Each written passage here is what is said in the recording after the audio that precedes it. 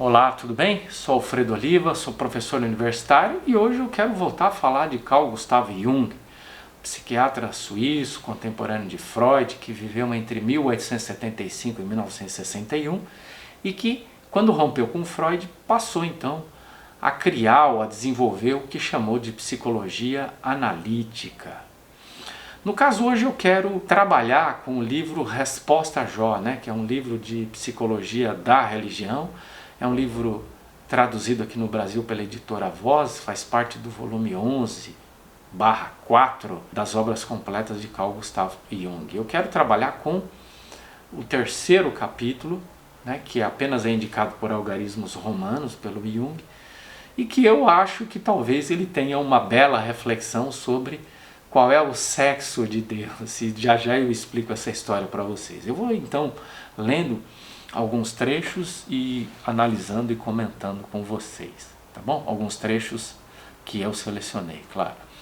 Então ele diz assim, o Jung: antes de tentarmos saber como se desenvolveu o núcleo da inquietação que começava a se esboçar, voltemos nosso olhar para a época em que o livro de Jó foi escrito. Infelizmente não há certeza quanto à sua data precisa. Admite-se que tenha sido entre 600 e 300 a.C. e, portanto, não muito afastado cronologicamente dos assim chamados, denominados Provérbios de Salomão, que teriam sido escritos entre o século IV e III. Provavelmente o livro de Jó foi escrito entre o século IV e III, Eu acho que o Jung trabalha com uma data muito elástica.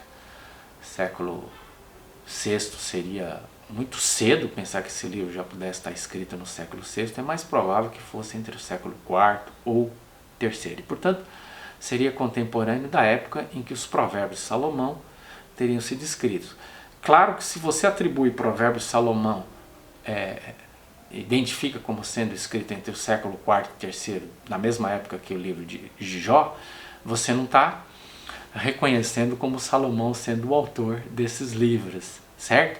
Porque supostamente Salomão teria vivido no século X, ou seja, muitos séculos antes dos provérbios terem sido escritos.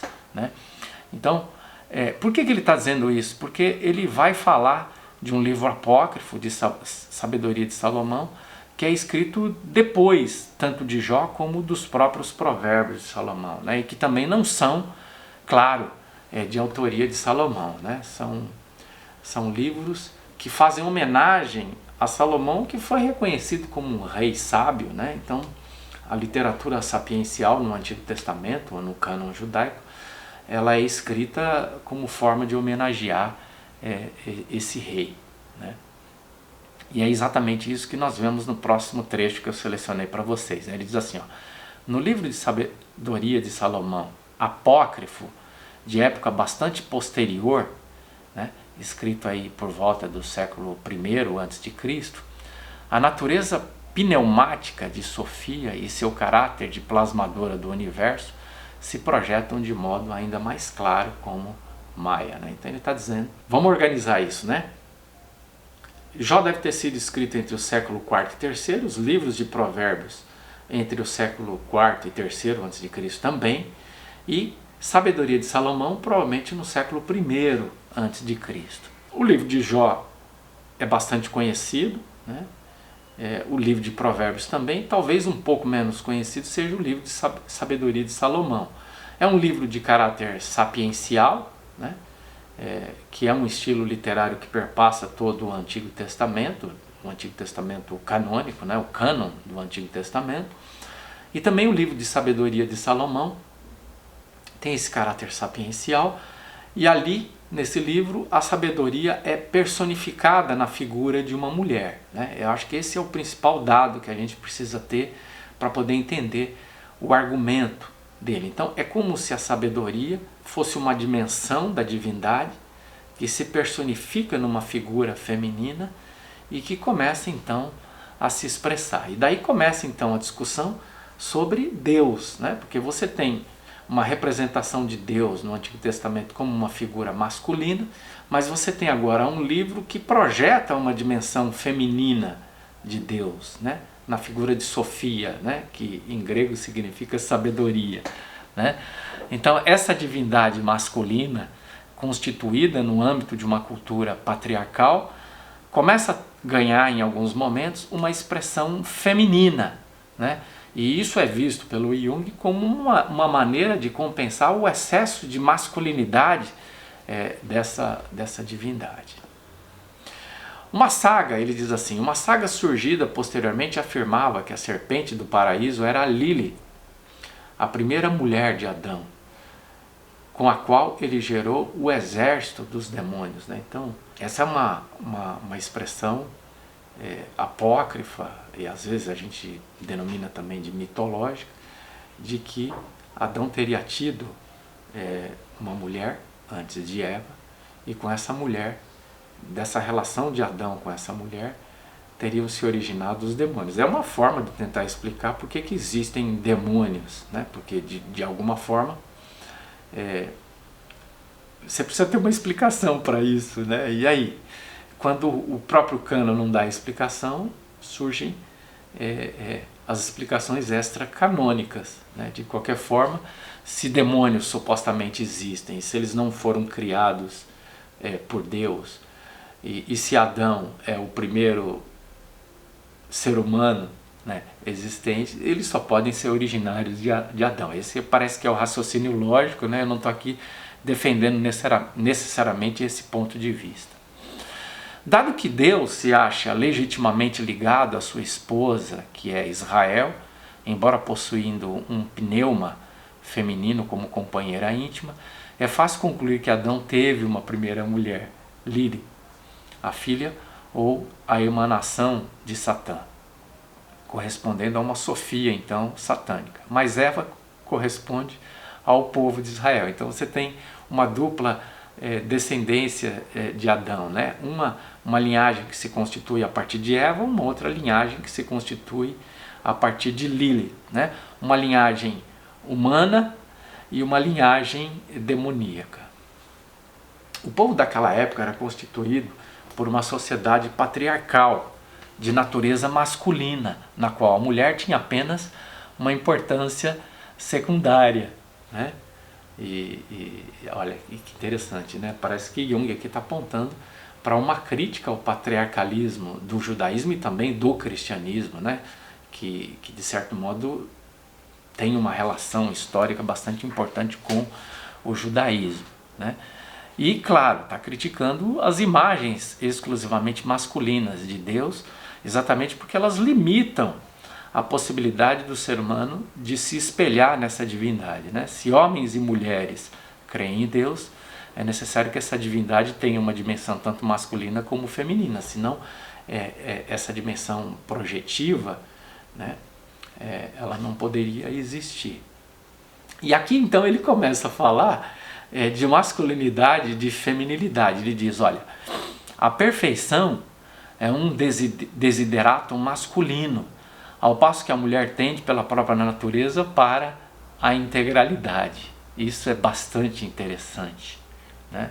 Bastante interessante. Ó. De fato, da mesma forma que a integralidade é sempre imperfeita, a perfeição também é sempre incompleta e por isso constitui um estado final terrivelmente estéril, né? Então, se a gente pensar do ponto de vista psicológico, toda obsessão, todo perfeccionismo, ele tem normalmente uma origem na nossa relação com a masculinidade, porque o pai representa a lei, representa a ordem, né?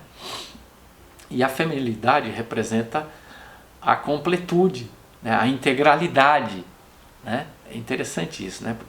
E a própria junção do masculino e feminino é que nos ajuda a nos aproximar o máximo possível de uma visão bastante ampla. Tanto é que o Jung defendia a perspectiva de que todo homem tem um arquétipo feminino dentro de si, e toda mulher tem um arquétipo masculino dentro de si. Ou seja, nós precisamos o tempo todo lidar com essa bivalência da masculinidade e da feminilidade, né? E portanto também todos nós temos uma dimensão de obsessão pela perfeição, mas também temos a possibilidade de caminhar em direção a uma integralidade. Eu acho que é isso que ele quer dizer com esses trechos. Ele diz assim, ó, quando o paraíso planejado como algo perfeito foi comprometido pelas artimanhas de Satanás, ou de Satã, né? Eu prefiro sempre a palavra Satã, porque a palavra Satã é uma palavra hebraica, né? E a palavra Satanás já é uma derivação, né? Enfim, Javé expulsou Adão e Eva, que criara respectivamente com uma imagem de sua essência masculina e de sua emanação feminina, para o mundo das cascas, o mundo intermediário situado fora do paraíso, né? Então ele está dizendo que, está se referindo aqui a Gênesis 1:27, que diz, criou, pois, Deus o gênero humano, né? Criou o Adão, o gênero humano, que é um substantivo coletivo, a sua imagem e semelhança. Depois ele diz, masculino e feminino os criou. Então, a ideia que o livro de Gênesis 1:27 dá para a gente é que Deus criou o gênero humano, a sua imagem e semelhança, e existe masculinidade e feminilidade em Deus, né? Por isso, então, essas complementações extracanônicas ou apócrifas que nós conhecemos, que tentam dar expressão a essa dimensão tanto masculina como feminina de Deus, né? Embora Gênesis 1:27 diga que há uma masculinidade e uma feminilidade em Deus, porque quando ele cria o gênero humano e esse gênero humano tem masculinidade e feminilidade, e ambos compõem, são imagem e semelhança de Deus, faz a gente pressupor que se ambos são, então a masculinidade e a feminilidade estão em Deus, né? Então a gente teria que dizer que Deus é masculino e feminino simultaneamente, né? E isso, claro, é uma afirmação não teológica, isso é uma afirmação psicológica, né? Uma vez que o livro de Jung é um livro de psicologia da religião e não de teologia. Tá bom? Espero que tenha ajudado a decifrar um pouco mais esse livro interessantíssimo de Jung, mas que ao mesmo tempo é um livro bastante complexo, né? Espero que você fique aí conectado comigo e consiga acompanhar a análise dos demais capítulos de Jung, tá bom? Um abraço e até o próximo vídeo.